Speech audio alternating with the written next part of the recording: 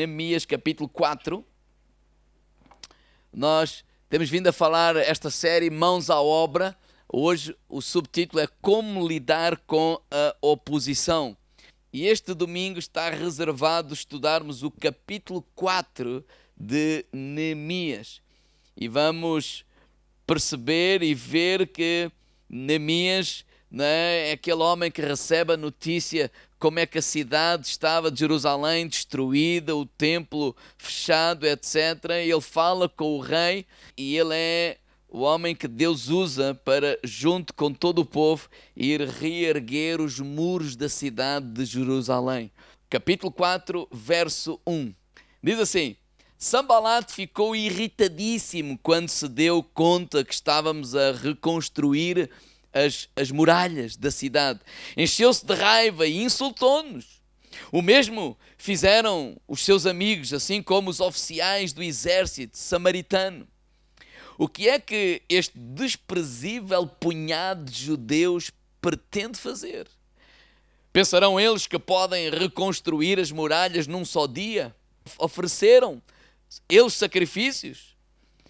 Vejam aqueles montões de pedras queimadas, serão eles capazes de as pôr como novas? Tobias atrás deles acrescentou: olha, basta uma raposa andar ali por cima e aquilo vai tudo abaixo. Então eu orei assim: ouve-nos, ó Senhor Deus, pois esta gente despreza-nos, que a sua troça recaia sobre as suas cabeças e se tornem cativos numa terra estranha. Não te esqueças do seu pecado, não ignores. É a ti que insultam quando dizem isto de nós, que estamos a levantar estas muralhas. O trabalho chegou por fim à metade da altura dos muros em toda a volta da cidade, porque toda a gente trabalhou duramente e com grande dedicação. Quando Sanbalate, Tobias, os árabes, os amonitas e os açuditas verificaram que a obra progredia bem e que as brechas iam sendo tapadas, ficaram muito irados.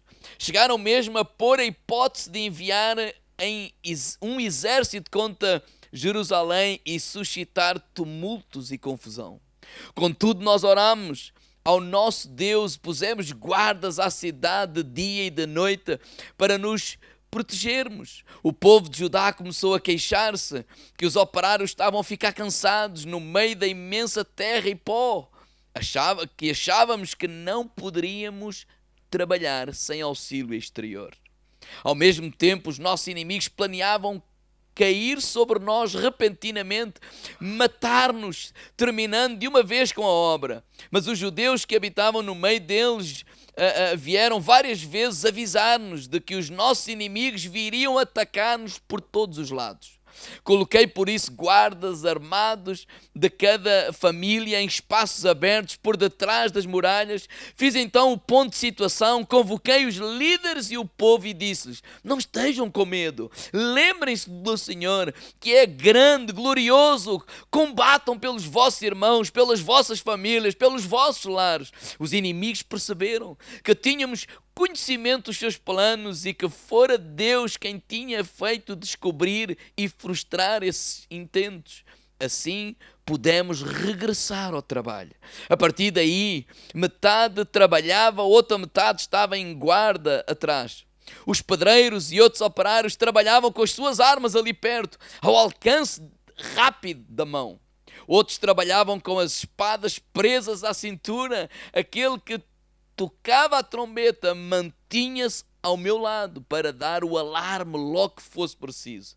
A obra é muito extensa, expliquei-lhes, e estamos separados uns dos outros. Quando ouvirem tocar a trombeta, corram para aqui, onde eu estou, e Deus lutará por nós. Trabalhamos do nascer do sol até as estrelas aparecerem no céu. Metade dos homens estavam sempre de guarda. Disse: todos os que moravam fora da cidade para se mudarem para o interior de Jerusalém, de forma que os seus criados pudessem ficar de sentinela à noite e ajudar na obra de dia. Durante esse tempo, nenhum de nós, nem eu, nem os meus irmãos, nem os meus servos ou qualquer dos guardas estavam comigo, ninguém tirou sequer a roupa que trazia vestida. Também trazíamos sempre as armas conosco. Até aqui a palavra do Senhor. Pai, obrigado, Senhor, pela Tua palavra. Nós nos colocamos diante da Tua palavra com temor, Senhor, pedindo a Tua direção, pedindo que Tu nos diriges, Tu nos fales, Senhor, e que os nossos corações estejam receptivos para ouvir a Tua palavra, Pai. Em nome de Jesus. Amém. Amém. O capítulo 4 de Neemias fala da grande oposição que Neemias e o povo tiveram que enfrentar quando eles começaram a reconstruir as muralhas. Sanbalat era inimigo do povo de Deus. E nós vamos dividir aqui estes inimigos em dois grandes pontos: inimigos exteriores e inimigos interiores. Estes inimigos exteriores, este Sanbalat e toda esta gente, eles começaram a dizer frases como estas. Eu vou repetir algumas que já lemos. O que é que este desprezível punhado de judeus pretendem fazer? Por outras palavras, vocês não prestam, vocês não têm valor. Quem é que vocês pensam que são? Outra frase que foi dita aqui é: pensarão que eles possam reconstruir as muralhas num só dia? Vocês não têm essa capacidade, vocês nunca irão conseguir fazer isso. Outra frase é: oferecerão eles sacrifícios? Na Nova Tradução Linguagem hoje diz assim: será que eles pensam que oferecendo sacrifícios poderão acabar o trabalho num só dia? Eles estão a ridicularizar a fé deles. Eles pensam só porque creem em Deus, só porque estão unidos, só porque louvam, eles pensam que vão acabar isso. Estão a gozar com a fé deles. E outra frase é: vejam aqueles montões de pedras queimadas, serão eles capazes de as pôr novas? Vocês já repararam na quantidade de entulho que está por essa cidade? Vocês já repararam na destruição? Alguma vez vocês vão conseguir, né? Lá um até disse: uma raposa passa aí por cima e isso cai tudo. Fica tudo destruído. E isto é muito relevante para os nossos dias hoje. Porque também nós enfrentamos oposição. Também nós enfrentamos perseguição. Quantas pessoas gozam com a nossa fé, nos ridicularizam a igreja, expõem. Quantas vezes o próprio inimigo não fala às nossas mentes, ou à tua mente: tu não prestas, tu não tens valor, tu alguma vez vais conseguir, pensas que vens agora aqui para este país conseguir isto ou aquilo? Não. E goza. Nós não podemos ignorar que o diabo, ele é o inimigo das nossas almas. E ele quer impedir o avanço do reino de Deus, e ele quer impedir o avanço da tua própria vida. E como é que ele vai fazer isso? Trazendo essas expressões de gozo, que não tens valor, que não prestas, que não vais conseguir. E ele usa pessoas. Não é só pensamentos que vêm à nossa mente. Ele usa pessoas para manifestarem isso. Ele usa pessoas, às vezes, para manifestarem isso de uma forma politicamente correta, mas nos dão a entender: quem é que tu pensas que tu és? Mas para aqui pensar fazer o quê? Jesus disse em Mateus capítulo 5, versículo 11: bem-aventurado sois vós, quando os injuriarem ou perseguirem e mentindo disserem todo o mal contra vós, por minha causa. Ou seja, Jesus foi claro. Jesus não nos mentiu. Jesus não nos escondeu que no mundo tereis aflições. Jesus não nos escondeu que no mundo... Jesus até disse assim: olha, se me perseguiram a mim, vão perseguir a vós. Ele não escondeu. Ele disse: olha, vão-vos injuriar. O que é isso? É ofender, é prejudicar a dignidade, é causar dano na nossa dignidade, é violar o direito da outra pessoa, é uma injustiça. É quando alguém diz coisas que nos magoam, que nos ferem, que nos destroem. Mas ele disse mais, olha, não vão só fazer isso, vão perseguir. E perseguição é fazer algo com o fim de fazer mal. Vai além da palavra, vai além da conversa. Ou seja, é fazer alguma coisa mesmo para prejudicar a nossa vida. Mas este Jesus, sabe o que é que ele nos lembra? Em Mateus 10, 28, olha, não temais aqueles que podem matar o corpo, mas aqueles que podem matar a alma. Ele diz assim, não temais os que matam o corpo e não podem matar a alma, temei antes aqueles que podem fazer perecer no inferno a alma e o corpo. Ele está, por outras palavras, a dizer, olha, não te preocupes com aqueles que querem tirar a tua vida. Não te preocupes com aquele que quer destruir a tua vida. Porquê? Porque eles dizem, não te preocupes, nós vamos morrer um dia. Mais cedo ou mais tarde. Mas nós sabemos de onde viemos, o que é que estamos aqui a fazer e para onde nós vamos. Essa é a nossa fé, é viver eternamente com Cristo. E ele diz ainda, olha, aqueles vão dizer mentiras acerca de ti. Eu não sei, mas a primeira vez que... não é aquela mentira de qualquer coisa assim que a gente não liga nenhuma, não. Aquela mentira mesmo que nos fere. Eu lembro quando passei pela situação de divórcio e quando eu ouvi ou disseram alguma coisa que era completamente o contrário daquilo que tinha acontecido. Isso fere o nosso coração. Isso magoa a nossa alma. E a gente apetece, tipo, falar, tipo, explodir, tipo, dizer qualquer coisa. Mas Jesus já nos avisou que isso iria acontecer. 1 de Pedro, na versão o livro, capítulo 4, verso 12, ele diz assim, queridos amigos, não se admirem quando vierem a passar por provas ardentes como se algo estranho tivesse a suceder.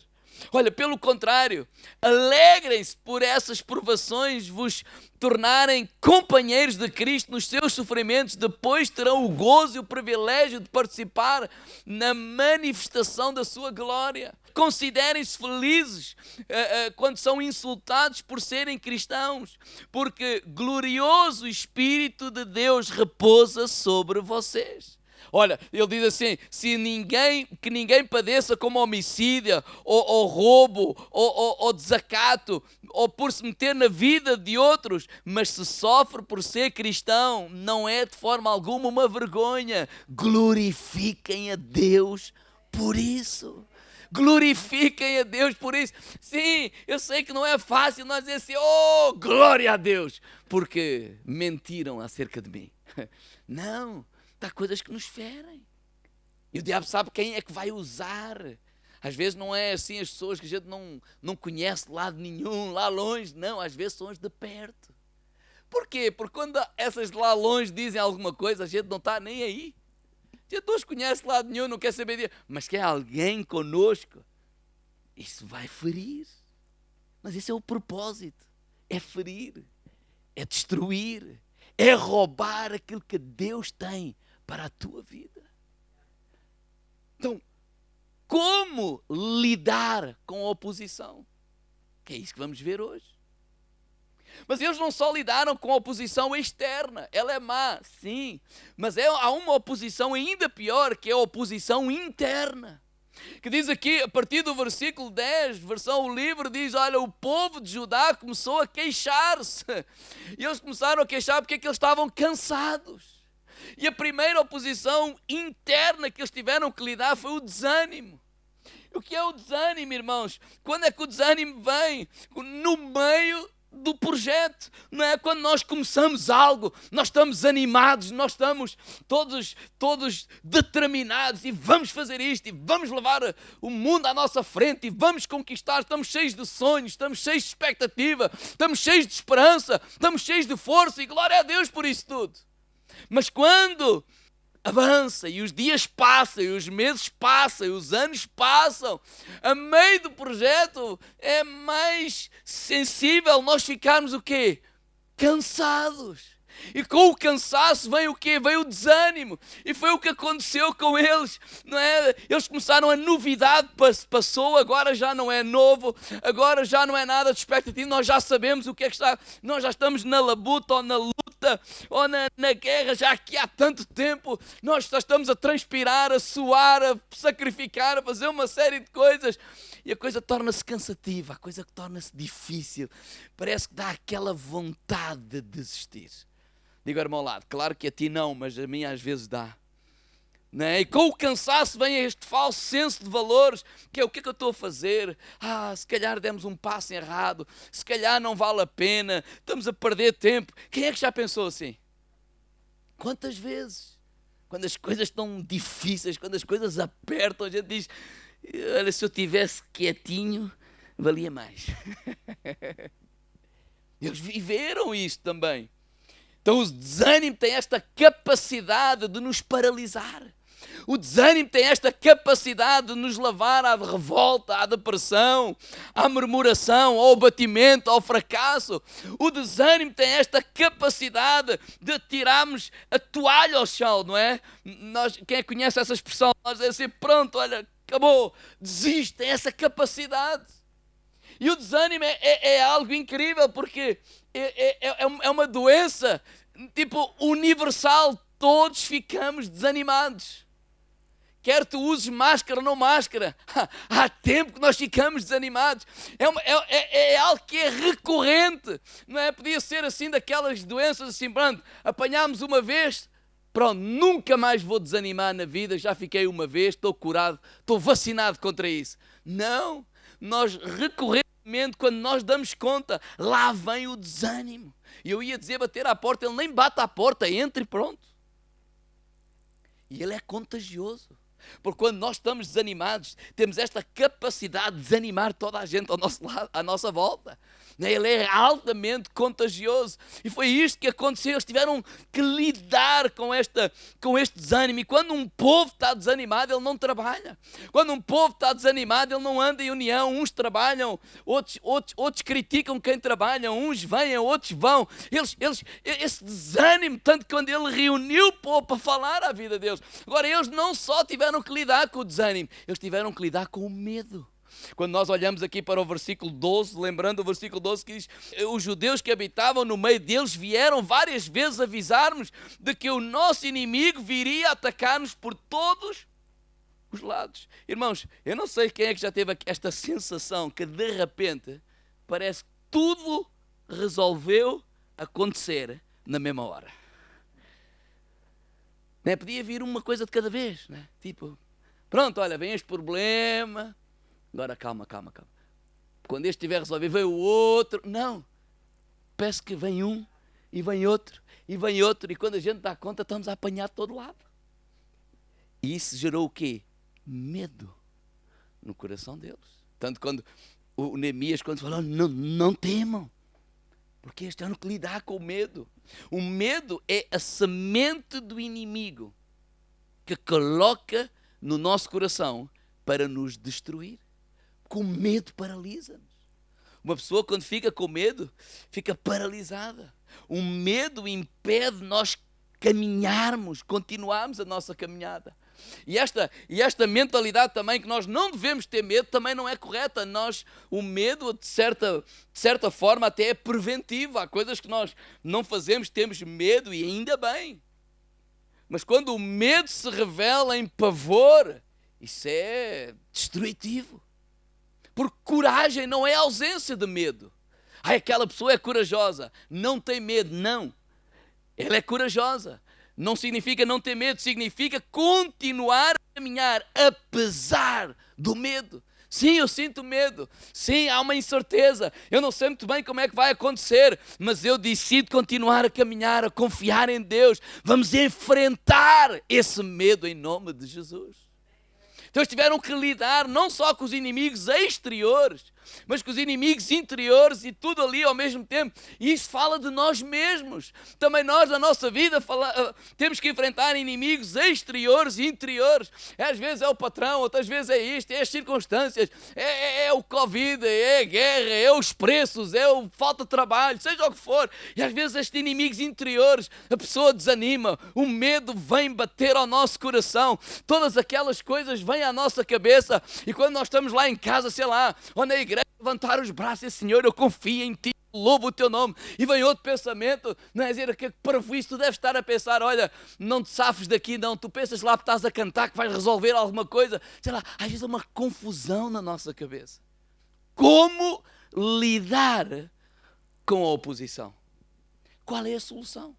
O que é que eu aprendo em Neemias capítulo 4 com este homem de Deus chamado Neemias e este povo? Primeiro, aprenda a depender de Deus. Diga ao irmão ao lado, aprende a depender de Deus. O igual, oração. Diga lá ao irmão ao lado, oração. Oh pastor, outra vez a mesma coisa. Pois, quando eu olho para Neemias, eu vejo um homem de oração. Depois desta oposição exterior, o que é que diz logo aqui no versículo 4? Então eu orei assim. O que é que ele fez? Orou. Ele orou. Irmãos, quando eu olho para o versículo 7, depois da oposição interior, do medo, do desânimo, olha o que diz aqui no versículo 7. Quando Sabalat, Tobias, os árabes, os amonitas, verificaram que a obra progredia, chegaram mesmo a pôr a hipótese de enviar um exército contra Jerusalém, suscitar tumultos, confusão. Versículo 9. Contudo, o que é que diz aí? Nós oramos ao nosso Deus. Irmãos, todos os domingos nós temos um ponto que falamos de oração. Porquê? Porque em todos os capítulos de Neemias, este homem ora. E eu aprendo com ele que oração não é um evento. Oração é um estilo de vida. Nós aprendemos com Neemias que ele não ora apenas quando tem dificuldade. Mesmo quando ele tem uma resposta positiva do rei, vimos que ele, e eu orei ao Senhor, então falei. Ou seja, é um estilo de vida. Ou seja, eu percebo nele que este homem, ele depende totalmente do Senhor. E quantas vezes nós tentamos resolver tudo no nosso braço? Quantas vezes nós tentamos resolver tudo na nossa força? E até nos enganamos a nós mesmos com esta mentalidade. Ai pastor, se eu não fizer por mim, ninguém faz. Claro que ninguém pensou aqui assim. Não, nós já pensamos. Quantas vezes nós já pensámos assim, eu sei que Deus nos ajuda, mas pronto, eu também tenho que fazer alguma coisa. Isso até é verdade, mas o problema é que muitos que dizem isso, eles não estão a colocar a oração como a prioridade da sua vida. Eles não estão a colocar a oração como assim, não. Com eles está o braço da carne, mas connosco está o braço do nosso Deus. Não, o meu patrão pode ter razão ou pode não ter razão, pode ter a faca e o queijo na mão, ele pode ter, seja o que for, mas eu tenho o patrão dos patrões, eu tenho Jesus Cristo, ele vive em mim e ele vai me ajudar. Independentemente de tudo o resto, Ele é a minha fonte. Se eu ficar no trabalho, Ele é a minha fonte. Se eu for despedido, Ele continua a ser a minha fonte. Ele é a minha fonte. Ele é a minha fonte. Nós dependemos de Deus em toda e qualquer circunstância. Como é que nós vamos lidar com a oposição? Vamos pagar o mal com o mal? Não! Nós vamos colocar isso nas mãos do nosso Senhor, porque a justiça vem do Senhor. Este homem não se focou a dizer mal. O que é que vocês pensam que são? Vocês têm a mania. Eu também tenho aqui uma boa para vos dizer. Não! Ele continuou focado naquilo que estava a fazer. E eu disse, olha Senhor, eu não estou a dizer mal de mim, eles estão a dizer mal de ti, porque eu estou aqui a fazer a tua obra. Não foi o que o Neemias orou? Eles não estão a envergonhar-me a mim, eles estão a envergonhar-te a ti. Martinho Lutero disse assim, devemos orar como se tudo dependesse de Deus. Então não te precipites. Não digas coisas que amanhã vais te arrepender. Não tomes decisões que amanhã vais te arrepender. Às vezes no calor da pressão e a pessoa vai e toma esta decisão e toma aquela. Diga, irmão, lá, não te precipites. Espera. Ora. Fala com Deus em primeiro lugar. Porque Ele vai dirigir a tua vida. Então Martinho Lutero diz assim, devemos orar como se tudo dependesse de Deus e trabalhar como se tudo dependesse de nós. E a segunda coisa que eu vejo aqui, princípio, em Neemias capítulo 4, é o trabalho. Diga, irmão, lá, trabalho. Versículo 6, o que é que diz Neemias 4:6? O trabalho chegou por fim a metade, na altura dos muros em que toda a volta da cidade, porque toda a gente trabalhou duramente e com grande dedicação. Versículo 9, contudo nós orámos ao Senhor, pusemos guardas na cidade. Orámos, mas pusemos guardas. Orámos, mas pusemos guardas. A oração não exclui a prevenção. Versículo 16, a partir daí metade trabalhava, outra metade estava de guarda. Versículo 17, os pedreiros e outros operários trabalhavam com as armas na mão. Não é? Versículo 18, outros trabalhavam com as espadas presas à cintura. Versículo 21, trabalhámos do nascer do sol até as estrelas aparecerem. A oração não exclui o trabalho. Podemos dizer isso bem alto? A oração não exclui o trabalho. Não exclui. Porque há outros também que dizem, eu estou a orar. Então, o que é que estás a fazer? Estou a orar, pastor. Não, mas estás a enviar currículos? Não, estou a orar. Não, mas estás a bater à porta quando está à procura de trabalho, procura aqui, procura ali, bate ali. Não, estou a orar. Então eu disse, olha, vai fazer duas coisas. Ora, de manhã, e vamos fazer um horário de trabalho. Por exemplo, das 8 às 5. Levantas-te às 7 da manhã, né? Horas, tomas o teu pequeno almoço, vestes e a partir das 8 até às 5 da tarde vais andar aí porta em porta a bater. Isso é cansativo. Claro que é cansativo, meu amigo. Nós aprendemos a orar e a trabalhar. A oração não exclui o trabalho. Eles trabalharam com grande dedicação. Eles estavam focados na obra. Eles carregavam a ferramenta de um lado e a arma do outro. A dependência não anula a prudência. É por isso que nós colocamos seguro no carro. É por isso que quando nós saímos do carro, vocês hoje, agora vieram para a igreja e trancaram os carros. Não é? Nós confiamos em Deus, dependemos de Deus, mas somos prudentes. É por isso que fechamos a porta em casa. Ou seja, a igreja não é hora de nós ficarmos a dizer, é difícil, claro que é difícil, mas nós vamos nos esforçar. Nós vamos fazer a nossa parte, nós vamos trabalhar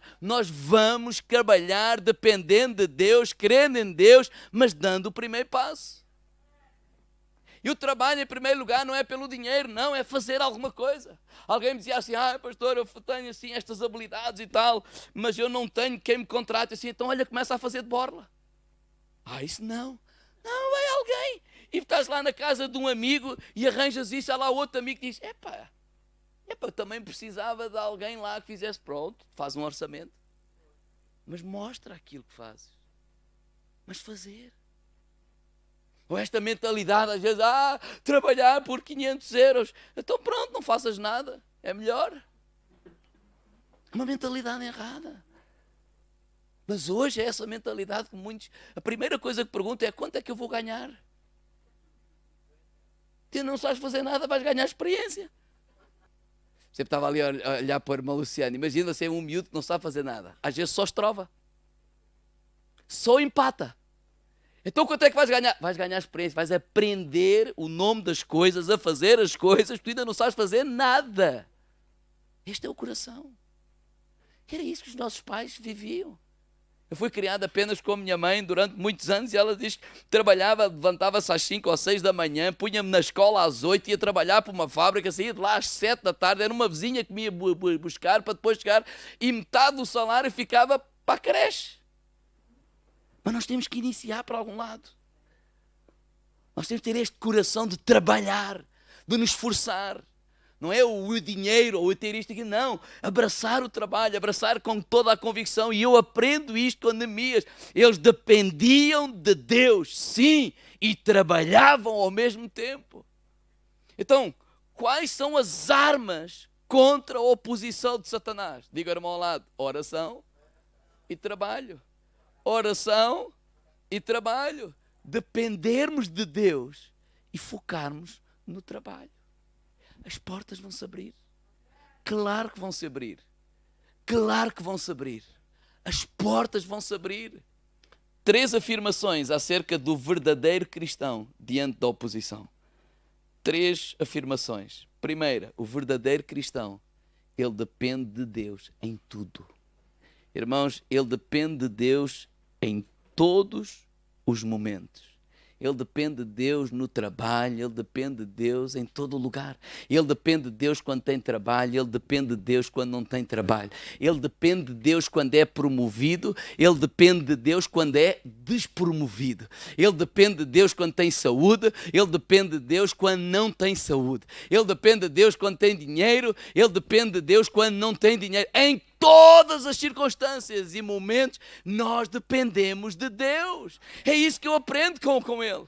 Com Neemias, por isso ele orava. Ele não disse, eu vou orar, vou crer que eu não vou perder o emprego. E pronto, perdeu. Pronto, não vale a pena orar. Não, ele depende de Deus em todo o tempo. Perdeu, Deus continua a ser a minha fonte. Há uma porta, Deus vai abrir. Ele é o meu Senhor, Ele é o nosso Senhor. Nós não andamos apenas alegres quando tudo vai bem. Quando as coisas vão menos bem, nós vamos se alegrar no Senhor, porque nós não estamos sós. O verdadeiro cristão caminha com esta consciência de que é Deus que nos sustenta. É Deus que nos sustenta. Então depende de Deus em tudo o que fizeres. Quando as coisas estão a correr bem, estão a ir de vento em popa, não te precipites e vais logo atrás e compras e fazes e acontece. Não! Ora, depende de Deus. Da mesma forma, a oração não é para resolver problemas, a oração é esta oportunidade, este privilégio que nós temos de nos relacionarmos com Deus. Então depende de Deus em todas as decisões, depende de Deus em todos os momentos da tua vida, porque é muito comum as pessoas chorarem, clamarem quando estão mal e quando estão bem se esquecerem. E quando é que voltam? Quando estão mal outra vez. Ouvi uma vez um irmão dizer, olha Senhor, é uma expressão, acho que é brasileira, né? Que esse irmão dizia assim, pastor, alguns só estão bem quando o pau está a sentar. É quando andam na linha. Não é preciso isso. Vamos depender de Deus em todo o tempo. Em todo o tempo. Quando as coisas estão bem, eu sei porque é que estão bem, és tu que estás comigo. Quando não estão bem, eu também sei que tu estás comigo, Senhor. Tu diriges todas as coisas, há um propósito para todas as coisas. Eu posso não entender, posso não perceber. Estou a viver um tempo que não é fácil de facto, mas eu vou depender de ti em todo o tempo. Segunda afirmação, o verdadeiro cristão trabalha pelo reino de Deus. Ele nunca deixa de orar, ele nunca deixa de interceder, mas ele põe as mãos na obra. Ele põe as mãos na massa. Dependemos de Deus e Ele ajuda naquilo que é preciso. Este povo entendeu a responsabilidade deles. Não foi só os pedreiros que foram para lá, os ourives também foram para lá. Ou seja, eles entenderam, é nossa responsabilidade reconstruir o muro. Deus nos deu talentos, Deus nos deu capacidades. Para quê? Para nós sermos bênção na casa de Deus. Não é só na casa de Deus, em todo o lugar. Mas o verdadeiro cristão, ele trabalha, ele coloca as mãos na massa. Não, eu estou a orar por vós. Sim, ótimo. Mas também vamos colocar a mão na massa. Vamos colocar a mão na obra. Há coisas que precisam ser feitas. Há obras que precisam ser feitas. Irmãos, eu sei que todos oram por este culto. Mas há muita coisa que precisa ser feita para que este culto seja uma realidade. Que não tem a ver com oração, tem a ver com coisas práticas. Eu sei que todos oram pela igreja. Mas ainda ontem, teve aqui irmãos, por exemplo, o irmão Luciano e teve também o António, a fazer coisas na igreja, a mudar as luzes, que estamos ainda nesse processo de mudar para os LEDs, etc. Ou seja, há coisas que é as mãos na obra, que é preciso ser feito. Precisamos servir, precisamos abençoar. Eu estou a ministrar a palavra de Deus, mas eu tive que estudar, eu tive que preparar, eu tive que ler, eu tive que ouvir outros, eu tive que fazer uma série de coisas. As coisas não vêm do ar. Então o verdadeiro cristão, ele trabalha pela obra, porque nós reconhecemos que é nossa responsabilidade. Quem vem cuidar desta obra não é os de fora, somos nós. Por isso Deus nos deu talentos para servirmos, para abençoarmos, para sermos bênção na vida de outras pessoas. E por último, o verdadeiro cristão é alguém com os olhos em Jesus. Irmãos, o nosso exemplo é Jesus. Os nossos olhos estão em Jesus. O Jesus é o servo perfeito. É o servo sofredor perfeito. Sim, porque Jesus, mesmo diante de toda a oposição externa, não é? Os fariseus, os doutores da lei, nós aprendemos com Jesus, com a atitude dele. Porque mesmo diante de toda essa oposição, ele manteve o foco na sua missão. Ele não abandonou a missão porque os fariseus o perseguiam. Ele não abandonou a missão porque os fariseus gozavam com ele. Ele não abandonou a missão porque lá na sua terra disseram e não acreditavam nele, eram incrédulos em relação àquilo que ele dizia e fazia. Irmãos, igreja, vamos colocar os nossos olhos em Jesus. Vamos colocar os nossos olhos em Jesus. Ele permaneceu, não é? Pela posição interna também, não é? Por isso é que ele disse lá, se possível, Senhor, passa de mim este cálice, mas não se faça a minha vontade, faça-se a tua vontade. Olha, não é o que eu sinto agora, não é o que a minha carne quer fazer, não é o que a minha vontade quer fazer. Ai, pastor, eu faço o que sinto. Bem, nem sempre nós devemos fazer isso. Às vezes sentimos desistir. Às vezes sentimos pagar o mal com o mal. Às vezes sentimos tanta coisa. Não. Jesus diz, não se faça a minha vontade, mas a tua vontade. Senhor, não estou aqui para fazer a minha vontade, estou aqui para fazer a tua vontade. Mantermos os nossos olhos em Jesus. Ele é o nosso exemplo. Ele é o nosso exemplo. Outras pessoas dizem, mas aquela pessoa, e dizia-se cristão, e fez isto, e fez aquilo. Sim, tudo isso é verdade. Mas nós não fomos comprados nem com prata, nem com ouro. Quem morreu por nós na cruz do Calvário não foi o pastor A, nem o B, nem o C. Quem morreu por nós na cruz do Calvário foi o Senhor Jesus Cristo. E diz que nós fomos não comprados nem com prata, nem com ouro, mas com o precioso sangue do nosso Senhor Jesus. E Ele é o exemplo que nós vamos seguir. Ele é o nosso exemplo. Mantenhamos os olhos nele. Amém? Vamos ficar de pé agora mesmo.